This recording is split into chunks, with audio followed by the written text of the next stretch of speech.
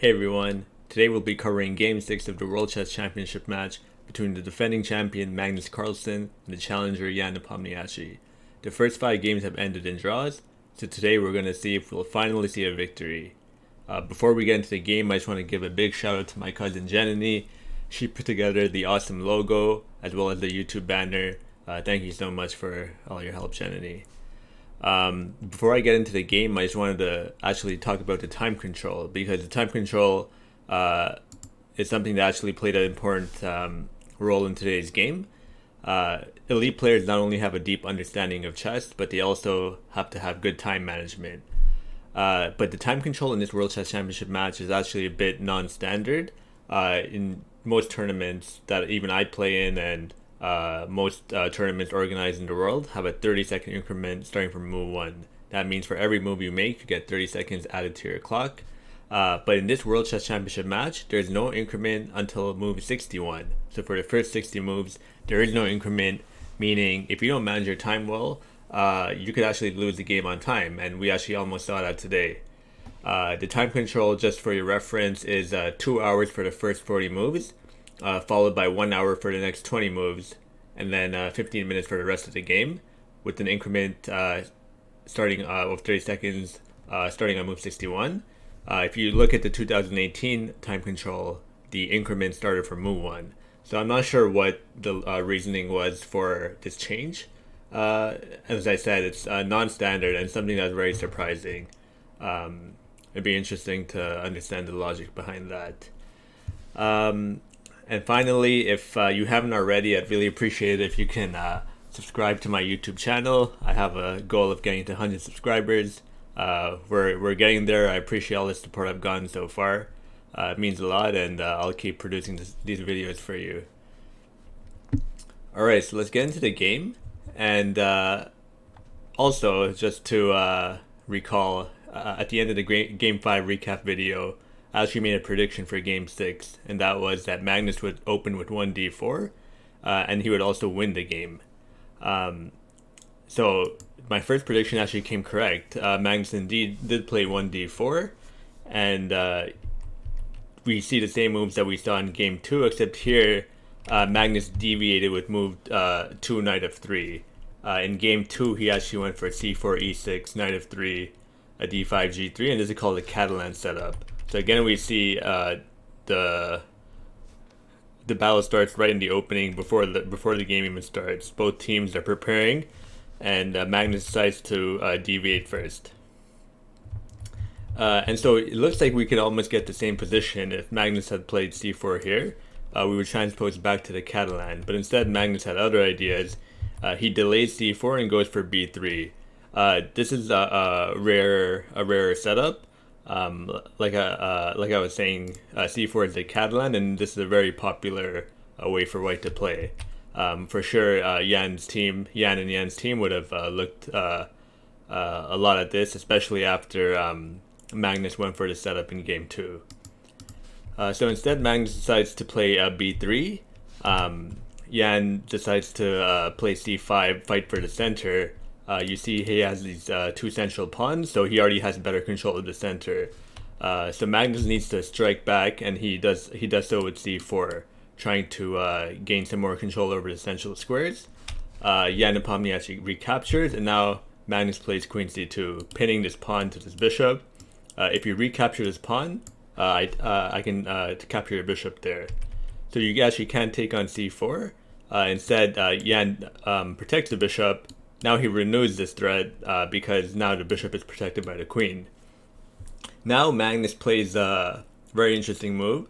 I think Fabiano Caruana on his commentary stream has said something like, this is a very creative way for white to play. The idea is that white simply wants to sacrifice a pawn in order to get this knight into the game. This bishop has to move, and now something like knight fd4, opening up your bishop towards this long diagonal.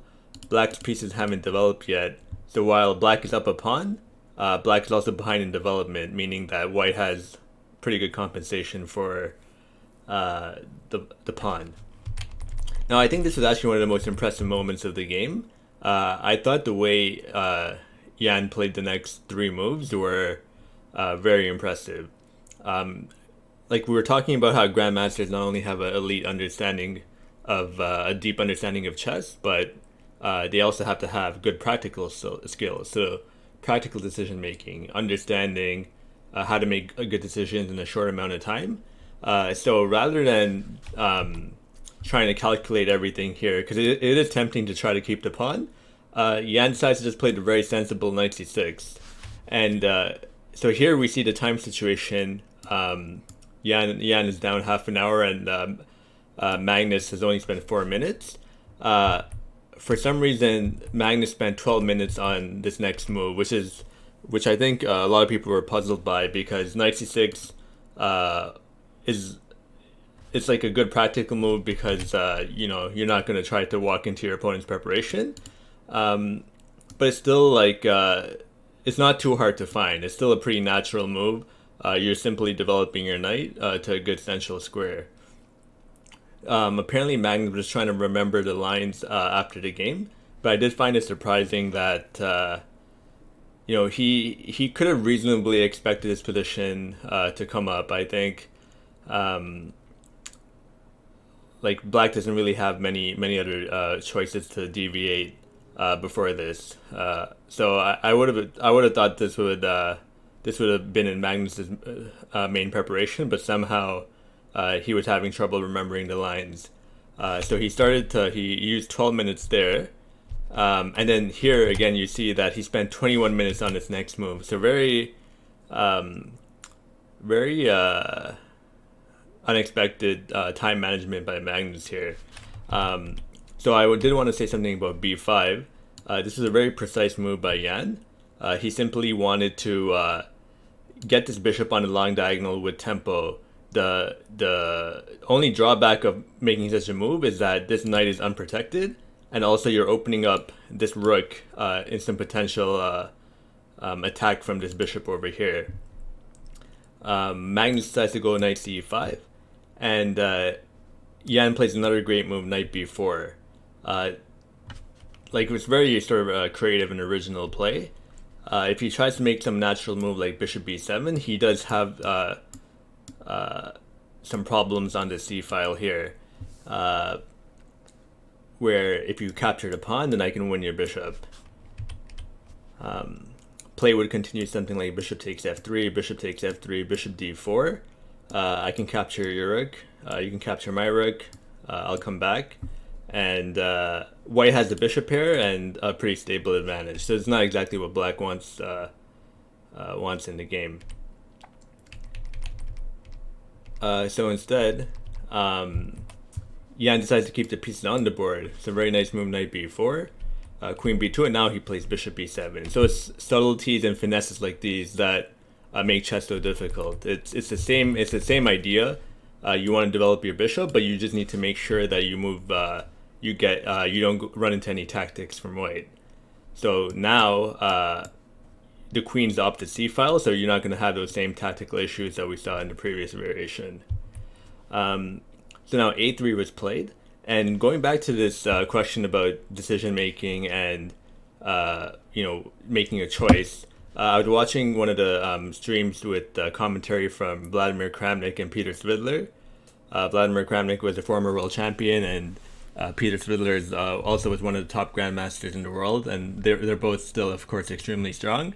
They were saying that knight bd5 seemed like the more natural move, and they were kind of surprised when Yan went back with knight c6.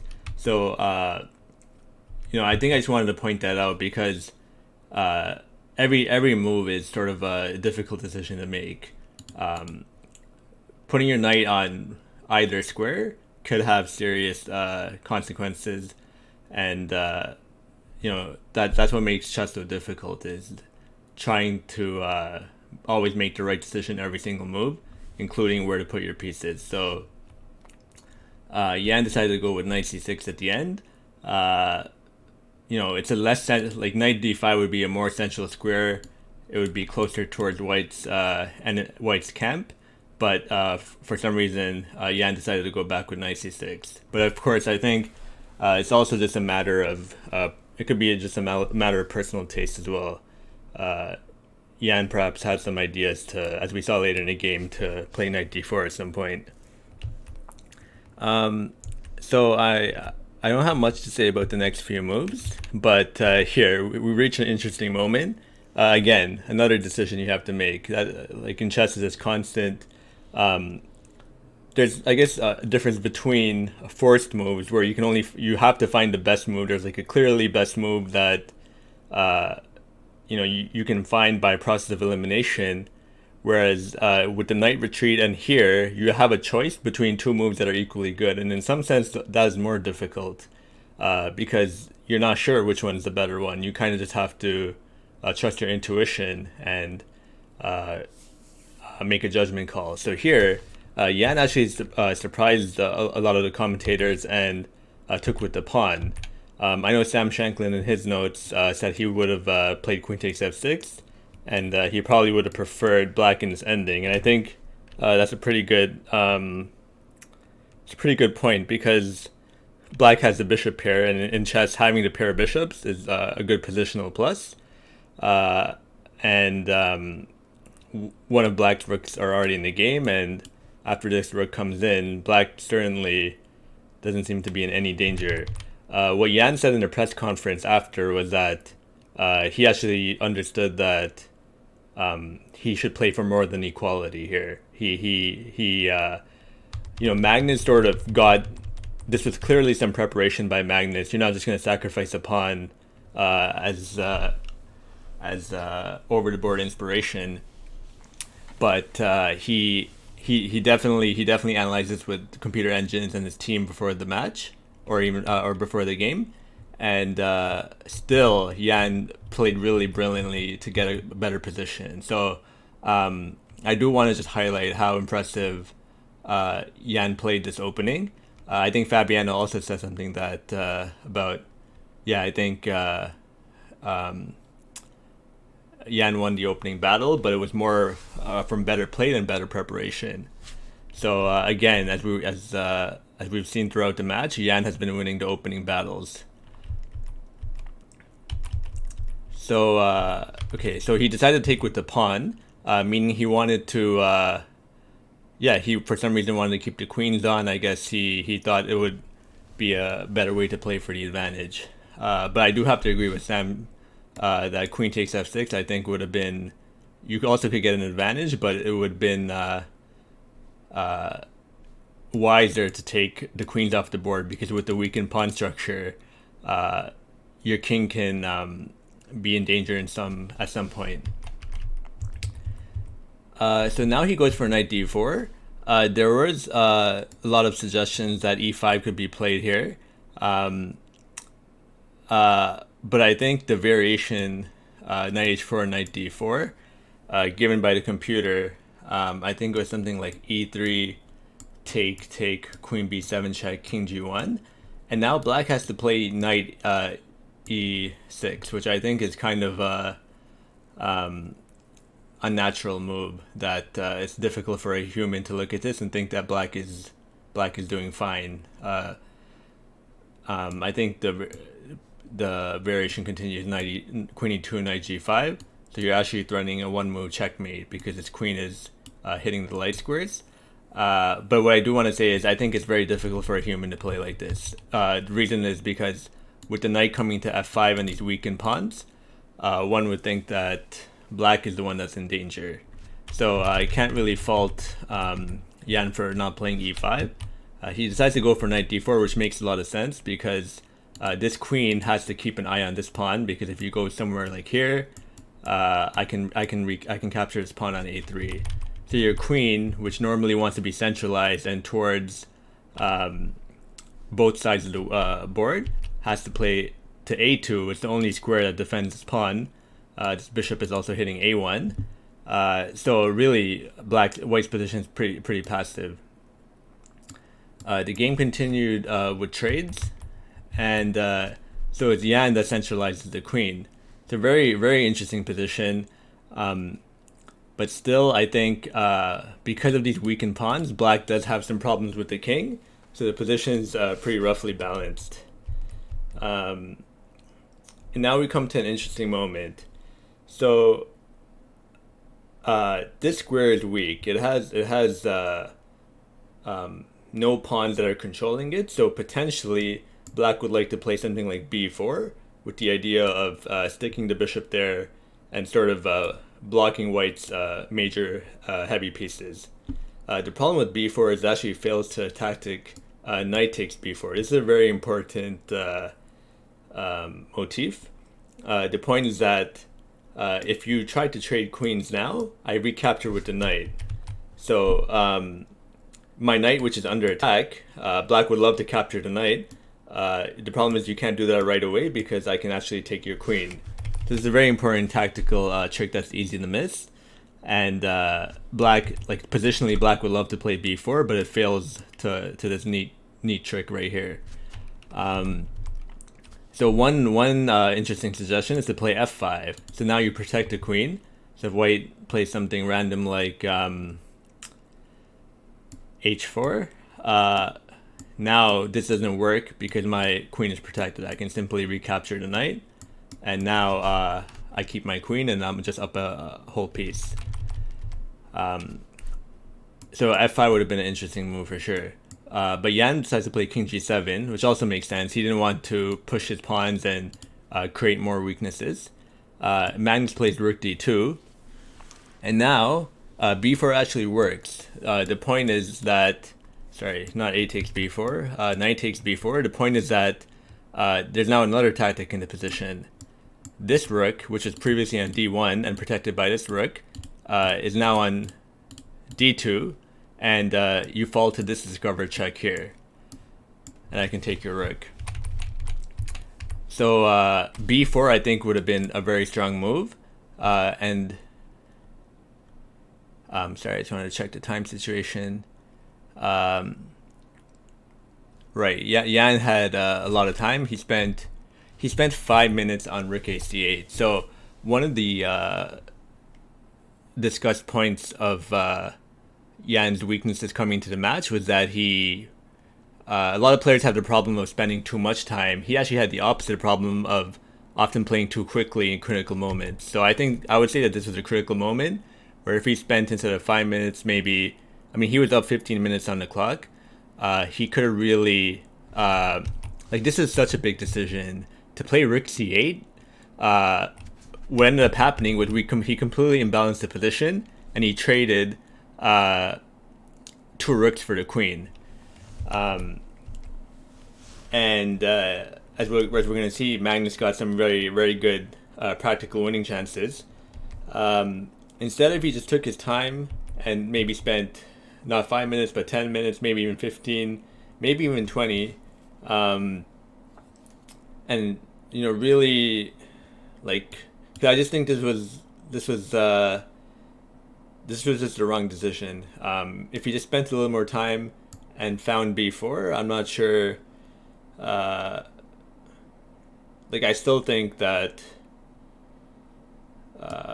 I mean, I think the only explanation is that he didn't want to. He didn't want to. He really wanted to win. Maybe he thought this position would be too drawish, but I'm not really sure. I think. Yeah, I think this was sort of something that he may regret not playing. So yeah, b4 should have been played, in my opinion. And so instead we get this very, sorry about that. Instead we get this very interesting position with 2 rooks versus the queen. And yeah, I think the evaluation is still probably it's roughly balanced, but yeah, I'm just gonna go a few moves forward, and here bishop b2 was apparently a blunder. He needed to play bishop b2 immediately here, or at least in this position, but he waited one move too long to play this bishop b2, and the problem is that this pawn actually can joins the attack in a lot of variations by covering this g5 square. and also this pawn becomes a target for the rook as well as this knight. So we can actually say that bishop b2 was a serious mistake. However, what has to be said is that, right, so rook d1 is this isn't rook d1 is, I didn't give this a double question mark, so double question mark means a blunder.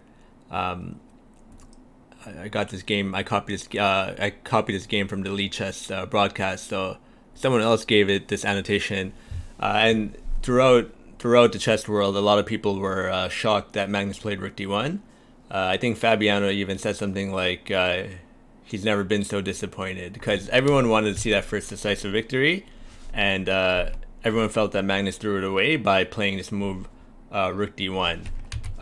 But it's easy for us because we have the computer engine running, and we all could see that the computer was saying rook c to c2 would have been extremely strong and probably winning. However, the variations are far from obvious. I was looking at some variations, like if queen takes b4, rook d7, queen b1, rook c7, and if king g8.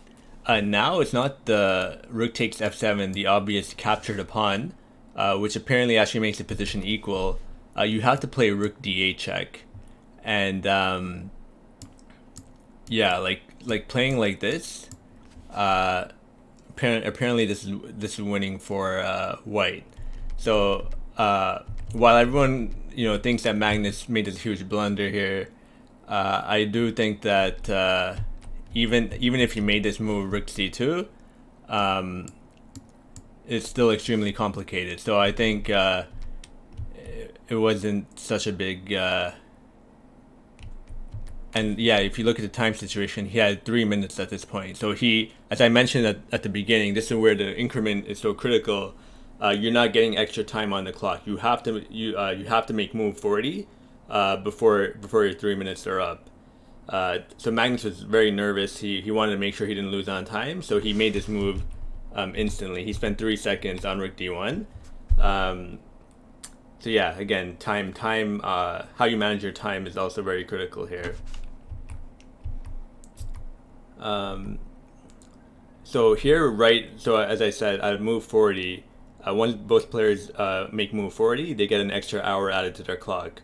So as usual in chess, the moves leading up to time control are often full of errors. The players are low on time and are extremely nervous, and usually at move 40, the position is very complicated, just as we see here. This was a very interesting moment too. I think, bishop takes b4 is sort of a very natural move. The point is, white can't recapture because you can capture the rook on d1. This knight is pinned by the queen. But for some reason, Yan, didn't go for it in 2 moves in a row. So first he plays e5, and now after rook c2, he can go for this again, but instead he decides to play queen d5. Now I'm sure he had his reasons. I think white definitely had some ways to play against this capture the pawn, but sometimes you don't want to be too fancy, and I think he did that a lot in this game. He tried to he didn't go for the simple moves, like starting with the queen takes f6. Like, he played the opening brilliantly, but starting with this position here, where he could just go for the simple queen takes f6. He kept the position more complicated, and then the next point was with this rook c8. He again could have found the simple b4, and he would have had at least a draw, in my opinion. Instead, he played the most complicated move, and then again in this position, he goes for this very unnatural e5. Like, the natural move is just to take on b4. And I think actually one of the reasons why he played these unnatural moves was in part because Magnus was lower on time. I think perhaps he thought that you know, he could try to confuse Magnus, but I think it, like, I'm not sure if that was exactly his thought process, but whatever it was, I think he didn't make the best moves, and we'll see if it cost him. So going a few moves forward. Okay, so right here on move 40, Magnus has 30 seconds. He could actually just win the game pretty much on the spot if he had found rook dc2. And the point is that after a move like f5, white is simply going to capture the pawn. You can't really stop it otherwise. This queen can't move at all because I would capture your bishop. And this bishop has no squares to go to because the rook is covering everything. So black is sort of completely stuck and can't do anything except for allowing white to execute this trade for a bishop and pawn for the white knight. And after rook c3, this queen has to move somewhere, and this is like a technically won position. Black has a very weak pawn structure, specifically this pawn on f5 is a target, and of course it'll be a long game. Black can put up a fight, but white should be able to maneuver the rooks and round up the pawns. But Magnus was not able to, under severe pressure with 30 seconds. Still, it is surprising, and it's kind of ironic because Magnus sort of infamously was playing a lot of bullet chess. Bullet chess is 1 minute, 1 minute per player. Actually, he is playing on this very website I'm using, leechess.org, and he'll play for hours. And in general, chess, the chess wisdom is you shouldn't be playing 1 minute chess, and the reasoning is just that you're not really training the chess skills that you could use in a longer classical game, like in a World Chess Championship match. And I guess Magnus is trying to be a rebel. He's trying to show that he can win the World Chess Championship match even by still playing bullet. But I think he made a bunch of errors today, and one you have to ask yourself if the bullet chess had an effect on him. Because 30 seconds is an eternity in bullet chess. He should have been able to find rook c2, but somehow his nerves failed him, and this was a big miss. It's not such a hard move to find at all. It's not like the previous rook c2. So this is rook c2 for the second time. This is a much easier rook c2 than the one we saw earlier in this position. If you go to rook c2 here. So yeah, I think if you watch my last video, I was talking about how the quality of chess is what I'm really looking for. I don't care if they're all draws. I want to see, I want to see a real battle, and I don't want to see any easy wins or someone just making a big error. I want to see some kind of real skill. I was kind of disappointed in the quality of play here, for sure. But of course, I think it could also be that the pressure is just getting to them. The thing is, they make one wrong move and the whole world is there to criticize them. You have me, this international master in Canada, sitting on at my desk and ready to pounce on the error whenever they make one, and similarly there's someone else in every other country doing the same thing. So it's unimaginable pressure. You don't want to look like a fool in front of the whole world. I think I think what I'm trying to say is that they're certainly good enough to find a move like rook c2. It's not that it's beyond their understanding. It's just that I think that pressure, the nerves just got to them. It's definitely something that they're more than capable of finding. So the game goes on, and Um, yeah, so just to take stock of the position, material pawns are the same. Black has 4 pawns, white has 4 pawns. Each side has a minor piece. Black has the bishop, white has the knight, and black has the queen for two rooks. So materially, one would say that white is actually doing better. Two rooks are generally worth, we say, 10 pawns, and the queen is worth 9 pawns. So white is actually slightly ahead on material. So let's see how that pans out. I'm just going forward. And yeah, again, Yan makes a strange practical decision. Let's check how much time he used. He's up on the clock again, and he spent, just slightly over 30 seconds. And this is a big moment. So Magnus, and maybe that's his experience. He's willing to spend more time and really try to delve deeper into the position. So rook takes a3 was what he played, and I think what I want to say is that queen e4 might be kind of a strange practical decision. What you want to think about is you should always evaluate the position. So you need to understand, are you playing for a win or are you playing for a draw? In this position, I think a draw is perfectly fine result for black. As I just said, white was slightly ahead in material. But when you play a move like queen e4, you're allowing white to play something like rook takes a3. Now, this would be a winning attempt by white. So as black, you have to be absolutely sure that this resulting position is actually good for you. So I'm not sure what the reasoning was by Yan to play queen e4.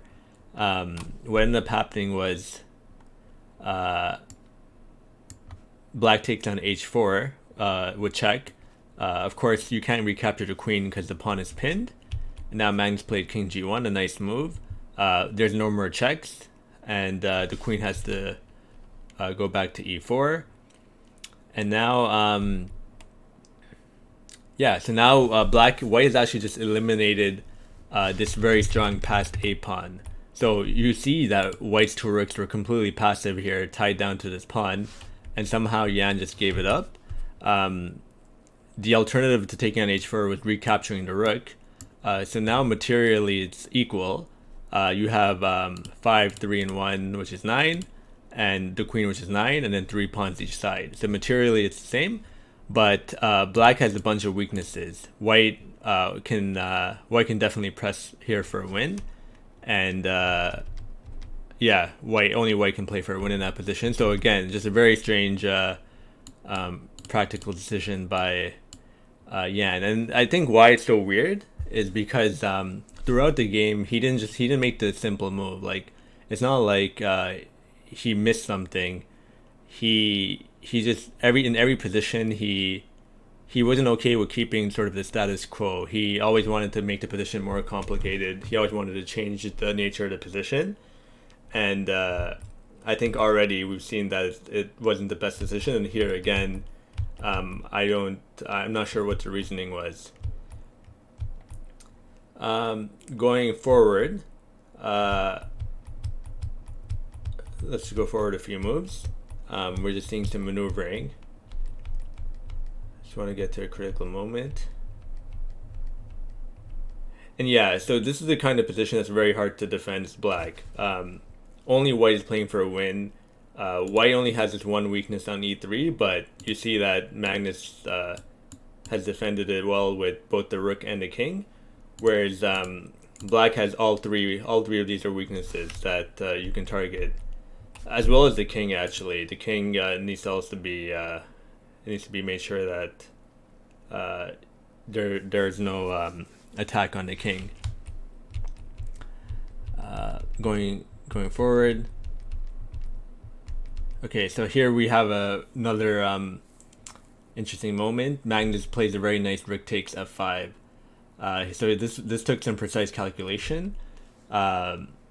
he definitely saw queen d3. The idea is that this queen is attacking on b5, f5, and also this weakness on e3. Now the point is, if you defend with either rook, I have this nice tactic: bishop takes e3 check, and if rook takes e3, I can capture your rook. So Magnus, of course, saw this, and he had already calculated that instead of losing the rook and the pawn for this bishop, he's going to give up the rook and keep his pawn, but take your pawn and also take your bishop. So now, if we count the material again, Magnus is up. He has 11 versus 10. So he's effectively up one pawn. But of course, it's a very imbalanced position. And still only white can win. So you can see how difficult it is to play this position for Jan. I don't remember the last time he had winning chances. I think I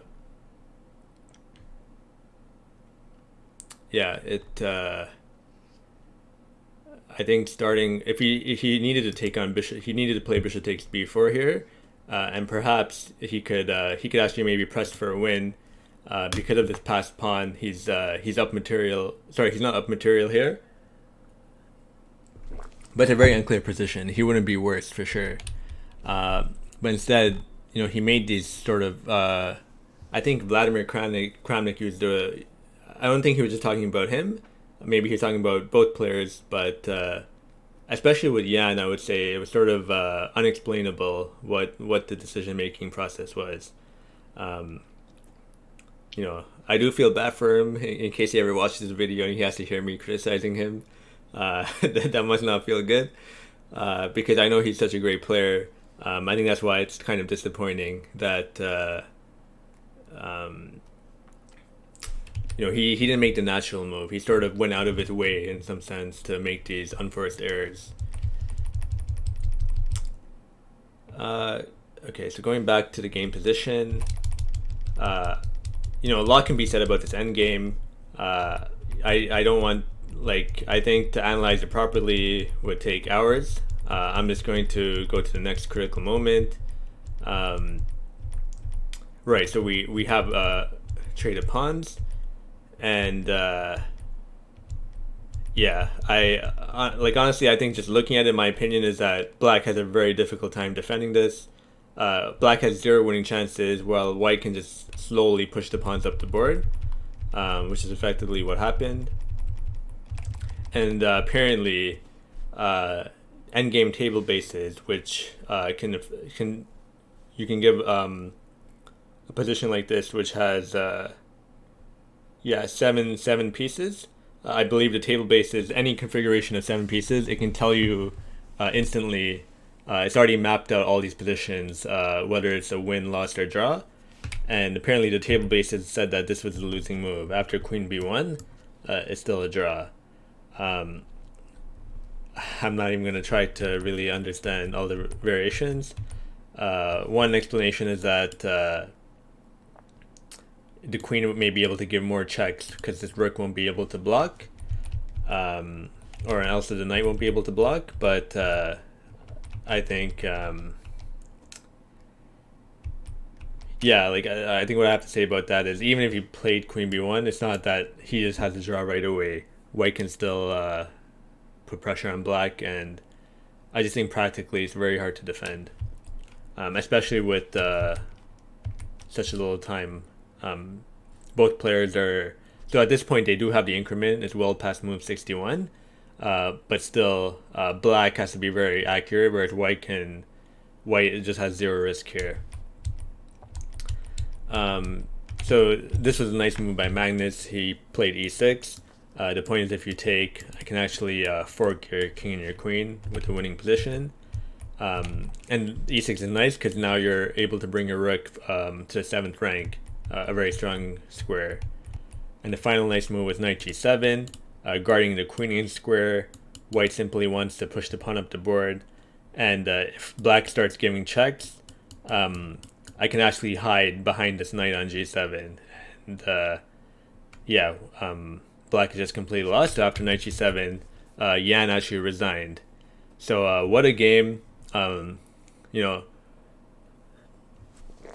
I tried to not actually give away any spoilers. Maybe I let it slip once that Yan sort of, it cost him the game. But I'm also sure that a lot of people watching this have probably heard by now that Magnus has won the game. It made a lot of news. It actually is a record for the longest game in World Chess Championship history. 136 moves. I think it was 7 hours and 47 minutes, which is absolutely insane. The longest game I ever played was, I think, 6 hours. Maybe it was getting close to 7. But again, like I was saying before, it wasn't the whole world wasn't watching. And I think with the Queen's Gambit, with the popularity from the Queen's Gambit, with the increase of popularity from the pandemic, where somehow I guess more people are going online, chess has really become more popular. It's really unprecedented coverage. It's not unprecedented. I think the 1972 match with Fischer and Spassky was the peak of chess popularity, but still, in somehow I think there's just a lot of hype around this match. So yeah, I think it's just a absolutely it's an absolutely stunning game. Like I was saying, I'm not people. I wouldn't call this nowhere near the greatest game in World Chess Championship history. Magnus, it has to be said, got very lucky. I think he didn't play the opening well. Yan was doing well at the opening, and yeah, somehow I think I can just say I've seen Magnus have more sort of convincing wins, and it was just sort of a comedy of errors at some point, where each player was making blunders, like